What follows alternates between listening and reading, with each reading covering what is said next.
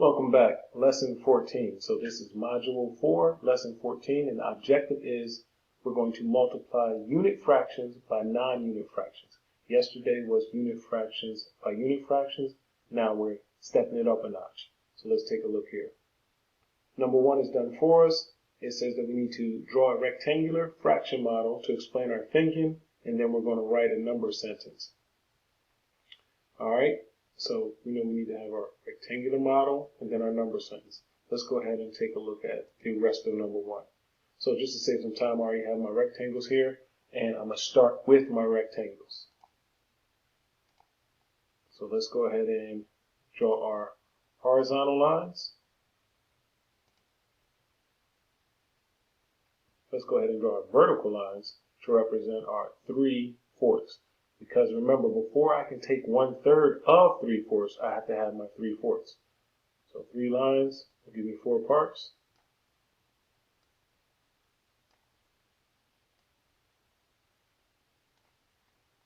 And I'm also going to label this.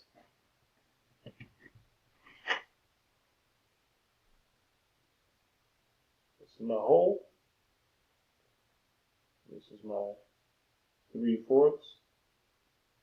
And then we're going to shade that in. All right, so I have my 3/4. Now I want to take 1/3 of my 3/4. So here's where I come in with my horizontal lines. 2 lines, give me 3 parts, and I know I'm looking for 1/3. So this is what I'm looking for right here. 1/3 of the 3/4. So I know that that's going to be 1, 2, 3 out of 1, 2, 3, 4, 5, 6, 7, 8, 9, 10, 11, 12. So that's going to be 3 out of 12, which is also equal to 3 is divisible by 3, and 12 is divisible by 3, also equal to 1/4. So let's look back at the top here. It says 1/3 of 3/4 is equal to 1/3 of 3/4. So 1/3 of 3/4. If you had 3/4 and you took one of them, you would have 1/4, which is our answer here.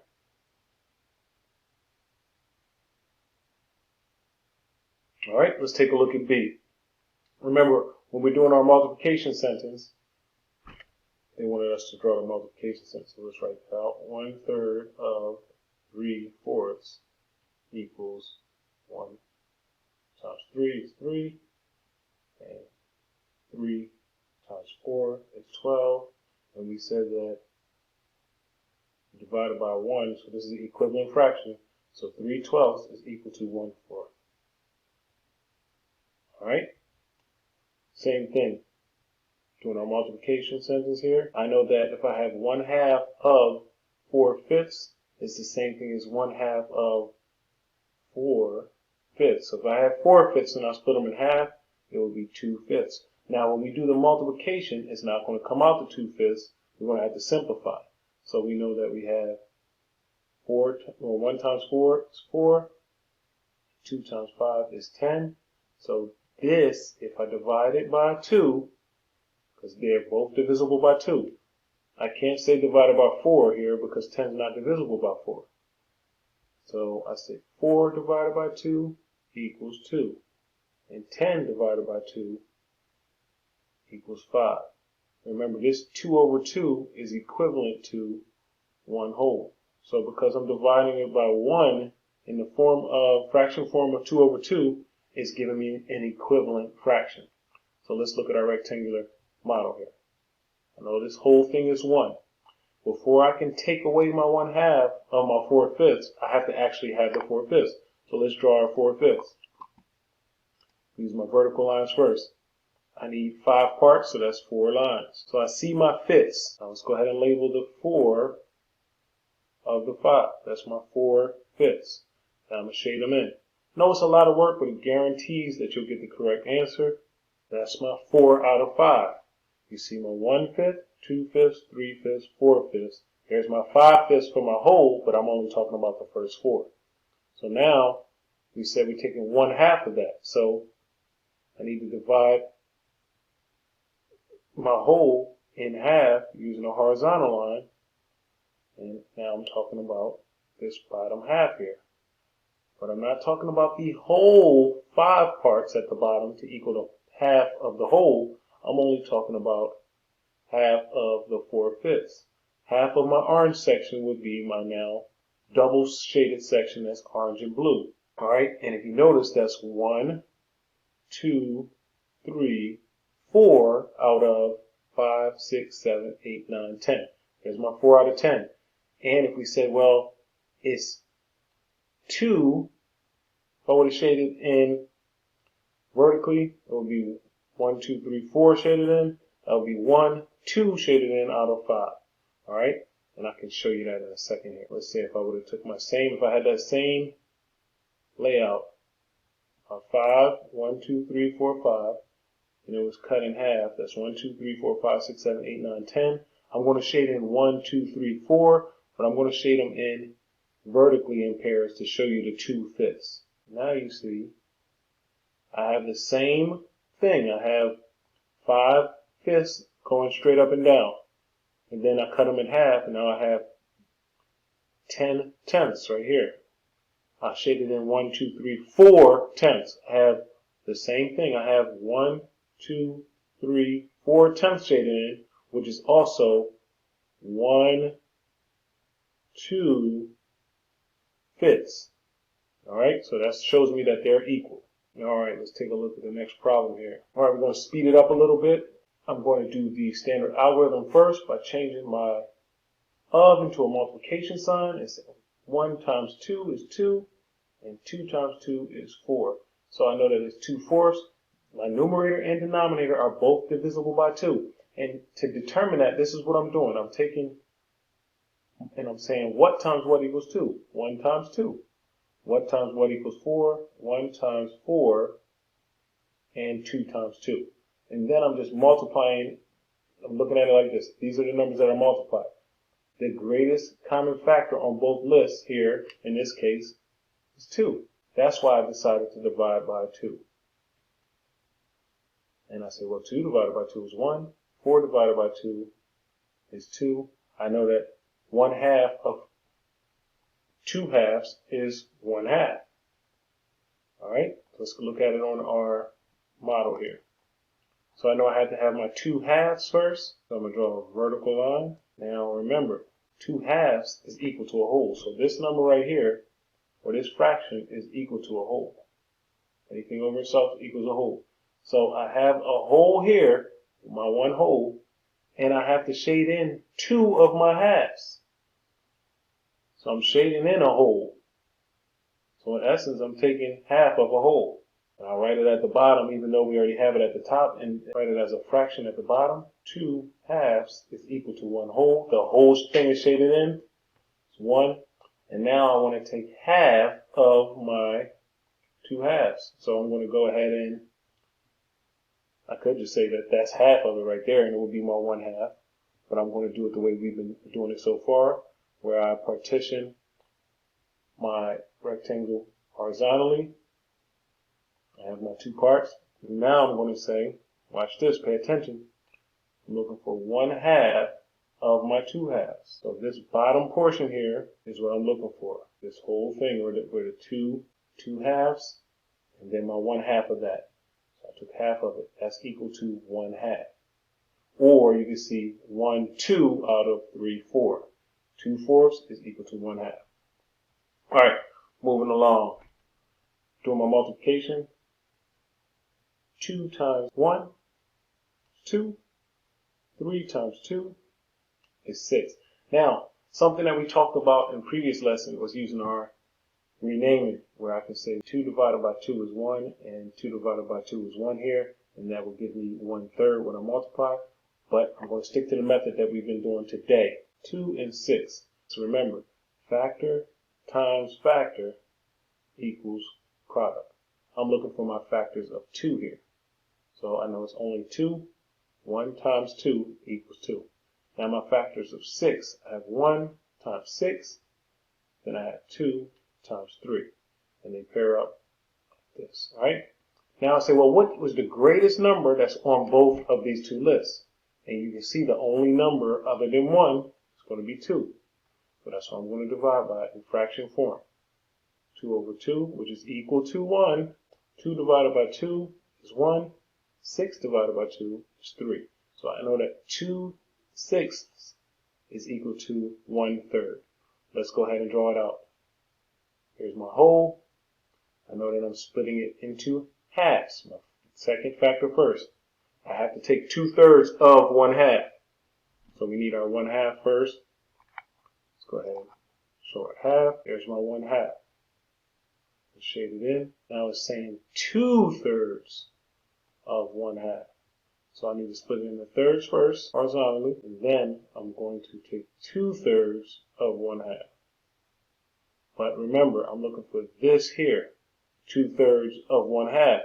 If you notice, this is 1/3 of 1/2, just the red part. This is 2/3 of 1/2, and this will be 3/3 of the whole 1/2. I'm just looking for this here. And if you notice, I shaded in 2. So that's 2.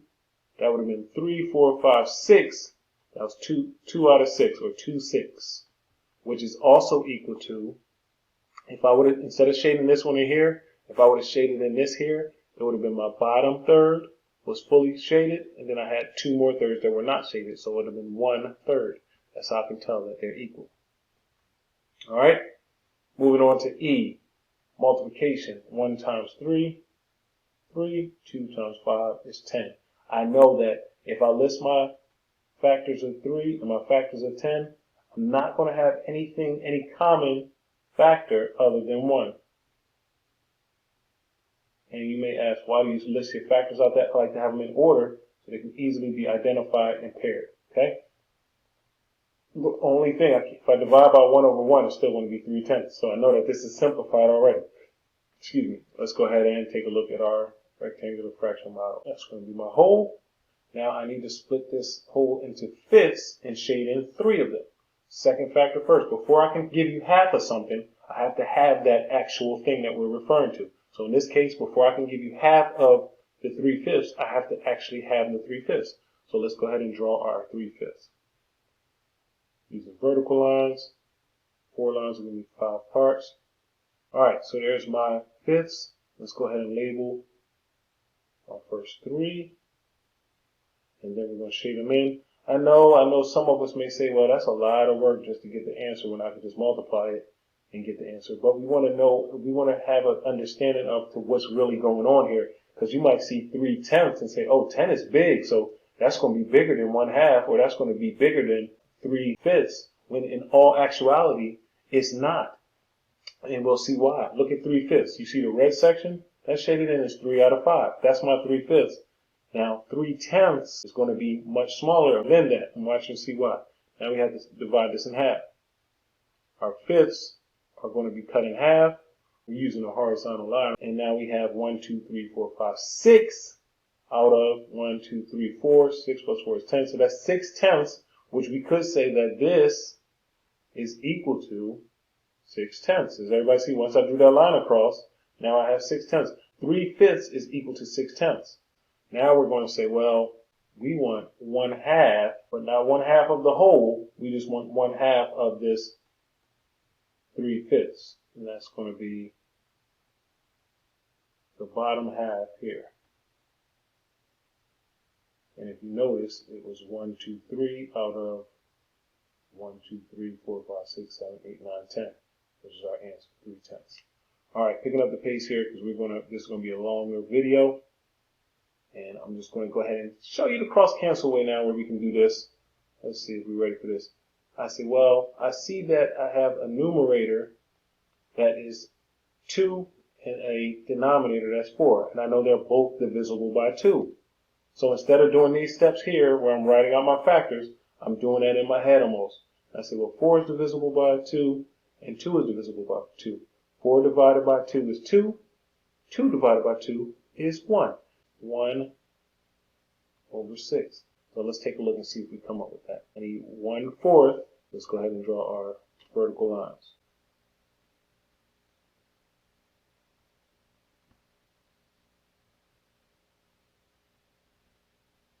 And we're going to shade it in. And then I'm going to draw my horizontal line to show my thirds. And then I'm looking for 2/3 of 1/4, which is going to be right here. And that's equal to, like I said, if we did the multiplication out the long way, that would be equal to 2 out of 12. 1, 2, 3, 4, 5, 6, 7, 8, 9, 10, 11, 12, which can be divided by 2 to give us our answer of 1/6, 1/6. 5/8 of the songs on Harrison's music player are hip-hop. 1/3 of the remaining songs are rhythm and blues. What fraction of all the songs are rhythm and blues? Use the tape diagram to solve. So we're going to have to use our tape diagram. Harrison has one music player. 5 out of 8 songs on his music player are hip-hop. So we know we're going to have 8 groups. Go ahead and take our horizontal line. We need 7 lines to give us 8 groups. So I need 1 in the middle and 3 on each side of that. So that's my 8 groups. Let's just double check here. We have 1, 2, 3, 4, 5, 6, 7, 8. So we said 5 out of 8. That represents the hip hop. 1/3 of the remaining songs are rhythm and blues. So we know that 1/3 of the remaining, this is the remaining, we're taking 1/3 of 3. So it's 1/3 of 3, but 3 what? 3/8. So we have to say this right here represents 3/8. And it's saying 1/3 of the remaining. So the remaining is 1, 2, 3, which represents 3/8. It tells us to use the tape diagram to solve. It doesn't tell us that we have to do the rectangular model. So I see here, and I'm going to duplicate this just so that we can see both ways. And I'm going to just put this as a multiplication sign so that I can duplicate it. So I see 1/3 times 3/8, but I see a 3 in both my numerator and denominator. So I'm going to use my renaming method and say 3 divided by 3 is 1. 3 divided by 3 is 1. So this is going to be equal to 1/8, which is this 1 out of 8 right here. And I could have done this and said 3 times 1 is 3. 3 times 8 is 24. Then I say, well, that's equal to 3/24. Now I have to factor it out. If you notice, this is much longer. My factors, 3 or 1 times 3. My factors are 24. I know that, so it's 1 times 24. See if I have enough for them. 2 times 12. 3 times 8. And 4 times 6. Perfect. All right, so the highest number that shows up on both lists, obviously 3. This is why this way is much easier. Now I have to say, well, 3 divided by 3 is equal to what? 1. And I say, well, 24 divided by 3 is equal to what? And we know it's 8. But if you don't know those factors, you can always, that's why in those other problems, I bridge my numbers together. 1 times 24, 2 times 12, 3 times 8, and I put this one on top. 4 times 6. So I bridge those numbers together so it automatically answers that division problem for you. 24 divided by 3. Oh, what is that connected to? 8. There's my 8. All right. So hopefully this helps. And any questions also, please share it with your friends, like and subscribe, and I will see you in the next video.